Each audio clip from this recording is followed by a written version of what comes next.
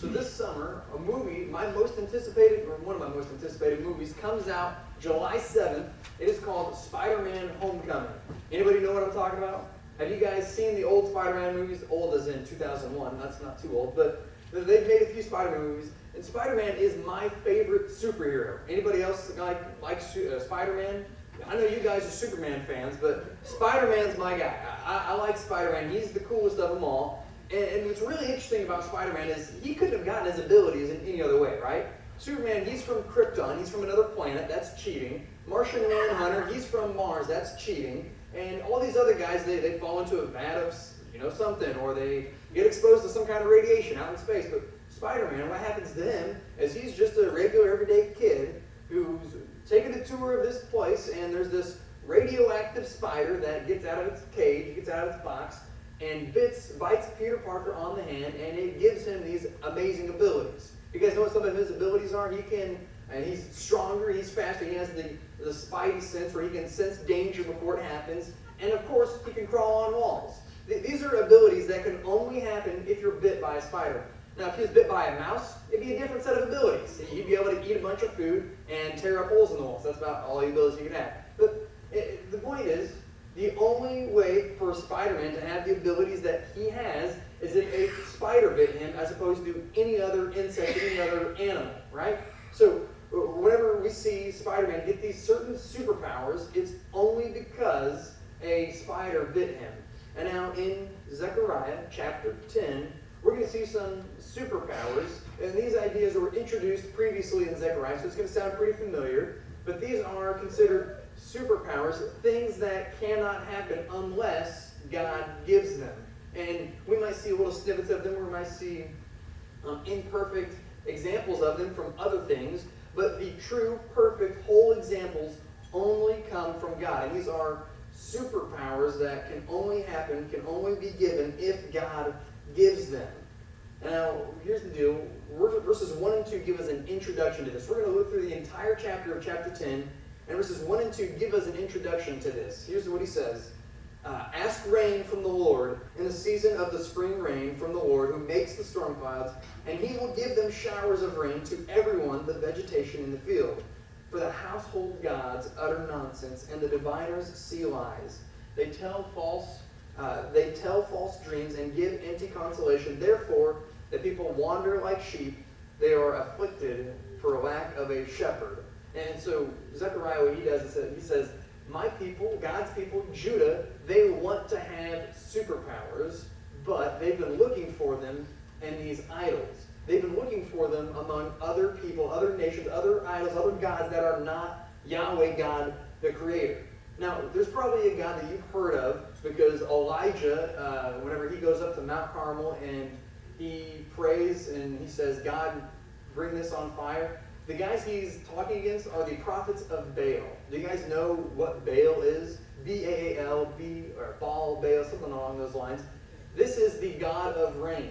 Do you know why this is a big deal for the desert? Have anybody been to Jerusalem? Anybody been to this area? It's a desert. It's like West Texas. That's what you get. It's not much rain there, but Jerusalem and Judah, it is a very agricultural community. The way they make their wealth, the way they make their food and their money is by growing crops and then eating those or selling them. That's how they exist. And so for them to be able to grow crops, they need water. The way they get their water is by rain. We got down in Egypt, they have the Nile where it floods and it gives them water. Or in some other areas, we have natural springs that water comes up from the ground. But for most of the world, including the desert in Judah, they have rain. They need rain to be able to live. They need rain to survive. And that's why Zechariah says, hey, ask God for this, because you've been asking these idols, and they've been giving you nothing. They utter nonsense, they tell false dreams, they give empty consolation, and because of that, you guys, because you've been asking them, you wander astray. Because you've not sought rain from Yahweh God Almighty, and you've sought rain from Baal and these other idols, God has held back the rain clouds, God has caused you to go into captivity, and he completely scatters them and destroys them because his people did not search for these things from God, these superpowers that we're going to look at. So we're going to look at two things that are mentioned in this passage, which hopefully you've heard before. Because These are ideas introduced previously in Zechariah that we've heard over and over and over again, but he reiterates it over and over and over again. And so we're going to talk about it again. Whenever in the Bible something is repeated, you see a word, a theme, an idea repeated, it's important. You got to pay attention because you need this. You need to hear this.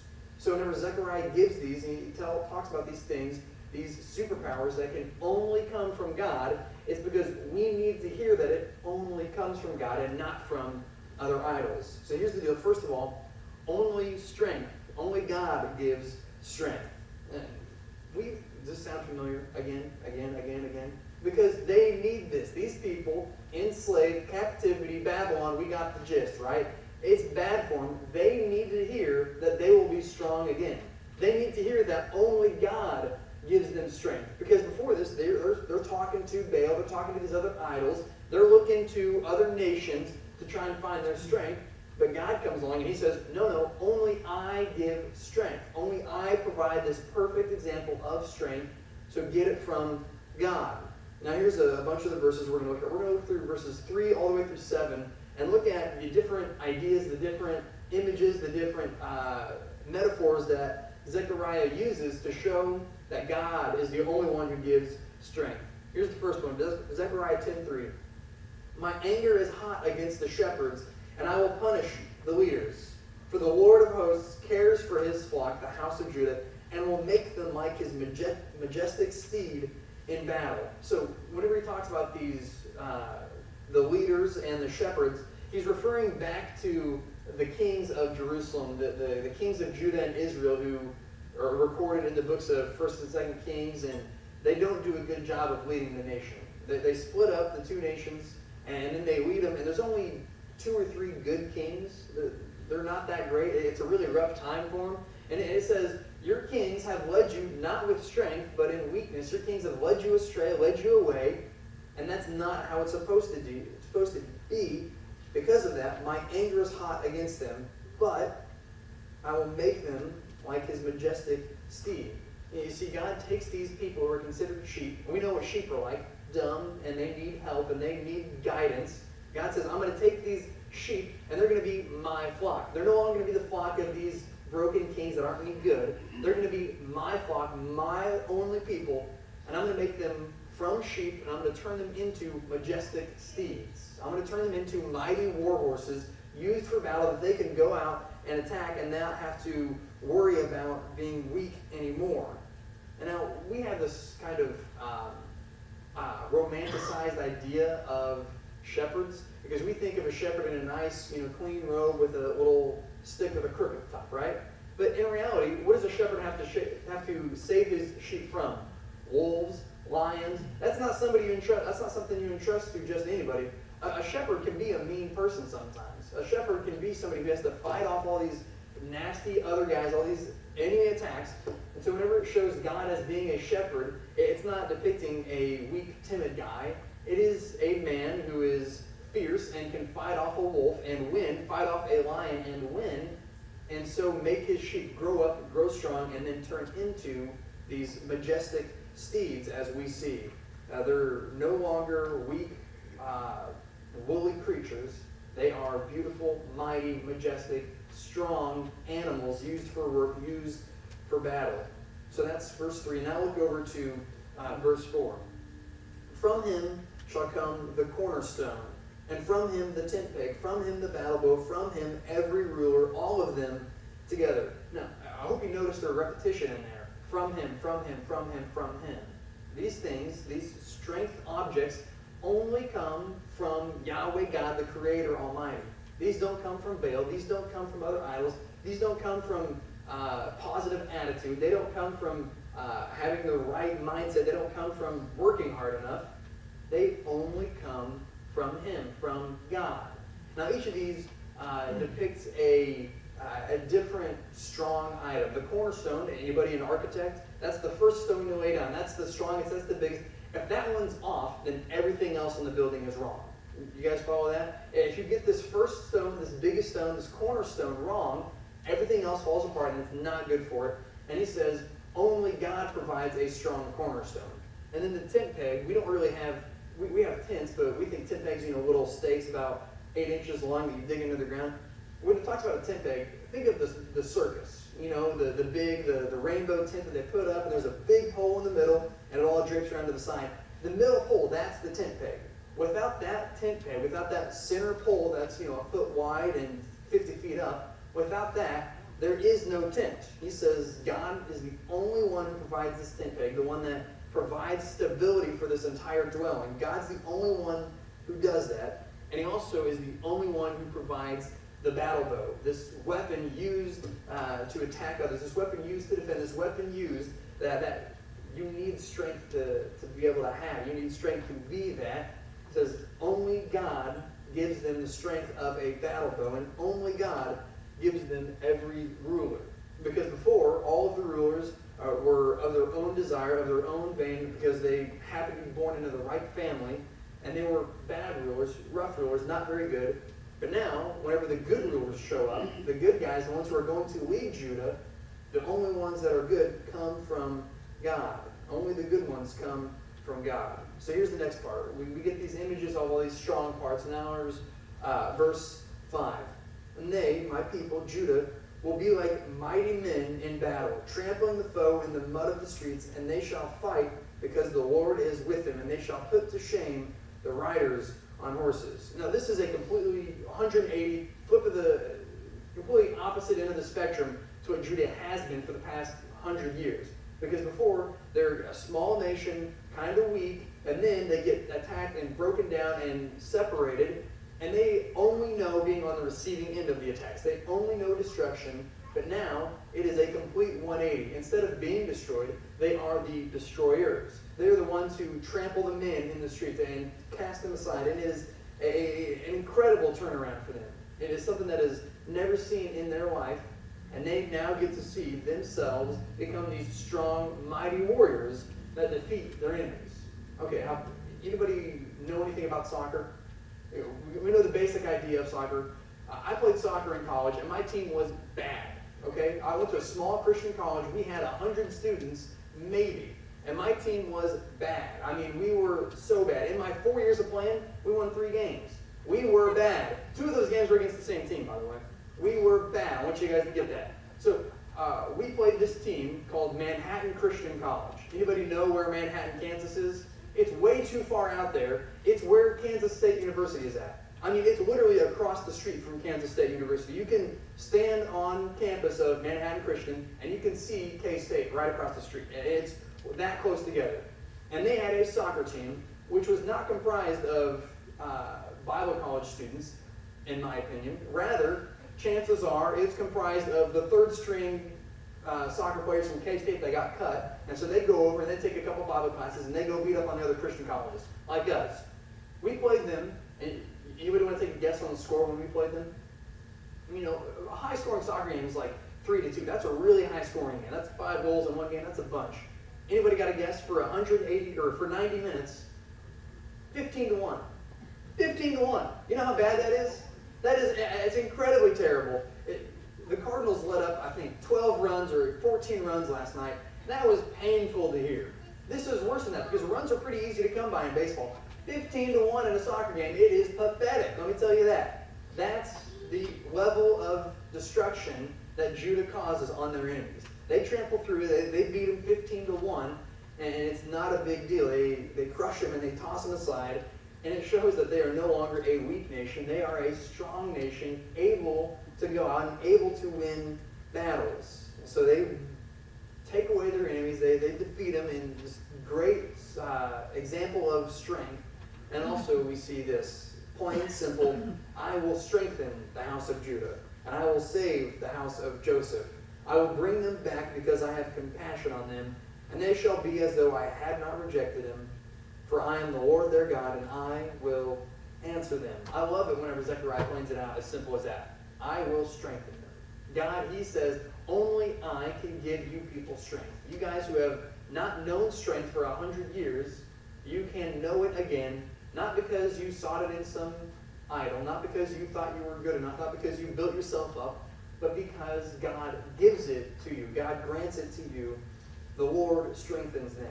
And there's 2 more times in this passage that we're going to look at real quick where strength is given to these people. Verse 7. Then Ephraim will become like a mighty warrior. Again, this idea of them trampling through and defeating all their enemies. And their hearts shall be glad as with wine, and their children shall see it and be glad, and their hearts shall rejoice in the Lord. And now jump down to verse 12. And I will make them strong in the Lord, and they shall walk in his name, declares the Lord. Yahweh God, he is the only one who gives strength. Anybody watch one of the kid shows? You ever watched Avatar: The Last Airbender? Okay. Anybody else watched Avatar: The Last Airbender? Oh, great. This is going to be a good one. Yeah, I'm going to explain it to you. I'm going to give you a little bit of background on this story, okay? So, it's this old time, it's fantasy, and there's a bad guy coming on, and every generation, there is something called the Avatar that arises. And the Avatar has the ability, first of all, there's different tribes, different groups, and they all have superpowers. One group has the power to control earth, one group has the power to control fire, one group has the power to control water, and one group has the power to control air. So there's 4 elements that different groups have the ability to control, but the Avatar, he has the ability to control all 4 instead of just 1, okay? And then he has this fancy ability where he can go into the Avatar state, which is where he taps into all of his past avatars, because the Avatar reincarnates in a new person. It's not Christian, but it's okay. You get it. So the Avatar reincarnates, and he can tap into his old past lives and have this immense strength. And in the first season, I'm going to give you a little bit of a spoiler because you're not going to watch it. In the first season, he is in the Water Tribe, and he's trying to help the people in the Water Tribe up in the North Pole. And then the Fire Nation, the bad guys, they come and they attack the Water Nation. And the Avatar, he taps into his Avatar state, and then he causes this giant tsunami to come and wipe away all of the Fire Nation ships. You guys follow through that? You guys get that? Does this make sense? That's what God does for his people. He gives them strength that they could not have otherwise. The Avatar cannot have that kind of strength on his own. He has to tap into hundreds of years of past lives. You didn't see that. Hundreds of years of past lives, and he gives them this newfound strength. That's what God does for his people. He gives them this new strength, this incredible power that they cannot have on their own. This only comes from God. This new strength, this true, perfect strength, only comes from God. And now the second thing that can only come from God that we see in this passage, and again, this isn't an exhaustive list. This isn't everything that only comes from God. These are just 2 examples that we see in Zechariah chapter 10. He says, only strength comes from God, and only God can give true, perfect restoration. Only God gives restoration. Now, I hope I'm not beating a dead horse here. Are you guys tired of hearing how beat up Zechariah is? How beat up Judah is? These guys, they are broken. You guys heard that before? These guys have no economy. Have you heard that before? These guys, they need to be restored. They need help, and they cannot get it in anywhere else. They've been looking for idols. They've been looking at their own strength. They've been looking at other nations, and they are not whole yet. But God comes along, and he says, I am the only one who can restore you. I'm the only one who can bring you back to whole. I'm the only one who can bring you back to the way you should be. Now, I'm going to read a bunch of verses here, verses 6 through 11. And as I'm reading them, I want you to pay attention to a couple phrases. The phrases are bring back or gather together, gather in, okay? Notice how many times he says those. Here we go. Zechariah chapter 10, verses 6 through 11. I will strengthen the house of Judah. I will save the house of Joseph. I will bring them back because I have compassion on them, and they shall be as though I had not rejected them. For I am the Lord their God, and I will answer them. Then Ephraim shall become like a mighty warrior, and their hearts shall be glad as with wine. Their children shall see it and be glad. Their hearts shall see it and rejoice in the Lord. I will whistle for them and gather them in, for I have redeemed them. And they shall be as they were before. Though I scatter them among the nations, yet in far countries they shall remember me. And with their children they shall live and return. I will bring them home from the land of Egypt, and gather them from the land of Assyria. And I will bring them to the land of Gilead and to Lebanon, till there is no room for them. He shall pass through the sea of troubles, and strike down the waves of the sea, and all the depths of the Nile shall be dried up. The pride of Assyria shall be laid low, and the scepter of Egypt shall depart. many times in there. You see this, I will gather them in. I will bring them back, and they will not be like they used to be. These are all examples of, here's how it used to be. Here's an example of a broken nation, this broken people that don't have a king, they don't have a leader, they don't have a sacrificial system, they don't have a way to connect with God. And God says, I'm going to bring you back. I'm going to make you the way you were before you rebelled. I'm going to make you the way you were under David, under Solomon, a whole nation, a perfect nation, a restored nation. That can only happen if God gives that. And a couple times we saw him say, I scattered you, or I rejected you. And that's to remind them of what they had done before. He says, look at this, you guys went to these idols, you went to these fake gods, these things that didn't actually do anything. And what happened to you then? I scattered you, I rejected you, I sent you away. But now, it's going to be different. I'm not going to do that to you again. I'm going to do the opposite. I'm going to restore you, and that can only come from God rather than any false gods. Now, have you guys heard the phrase, God is a jealous God? Yahweh is a jealous God. He says, I want my people for myself and no other gods. And whenever his people, Judah, they go and they worship Baal, they go and they worship these other idols, God gets ticked. That's what happens. God does not like that. It says it right here, my anger burned against them. And he says, I'm not going to do that anymore. I'm going to bring you back. I'm going to show you that I can provide what you need. You need restoration. I can provide that. Only I can provide that. So come back to me. And a few times in that passage, we see language that refers to, here's how it used to be, here's how it's going to be. Just to compare and contrast, pay attention, it's going to be good. Over and over again, he repeats this and says, God will restore you. And he talks about longevity. He talks about young children and old people. We saw that a couple chapters ago or a couple weeks ago. And that shows that life will go on, life will be better, and they will have promise for the future, hope for the future, and they don't have to be scared anymore. Life, again, will be plentiful for Judah. Now here's why. Zechariah chapter 10, verse 8, backtracking a little bit. For I have redeemed them. I have made them whole. I have brought them back. Redeem is a fancy word for pay. I have paid for them. I have bought them. They are mine. And he says, I have redeemed them. I have restored them. I have brought them back. There's no more separation. There's no more pain, no more rejection. Only restoration. God says, I'm going to bring you back. You are now mine together with me. Now Judah, back in the Old Testament, they had a system set in place to redeem themselves. God sets before them this sacrificial system where they can go and make sacrifices, cut open, slaughter these animals so that they can be brought closer to God, can be redeemed, it can be restored to God. But that's not a perfect system. It's not the way it should be. And here's a little bit about what Paul says about this. 1 Peter chapter 1, verses 18 and 19. Knowing that you were ransomed, you were bought from the futile ways inherited from your forefathers. He says, those ways you are bought from that, you are brought out of that, not with perishable things, such as silver or gold.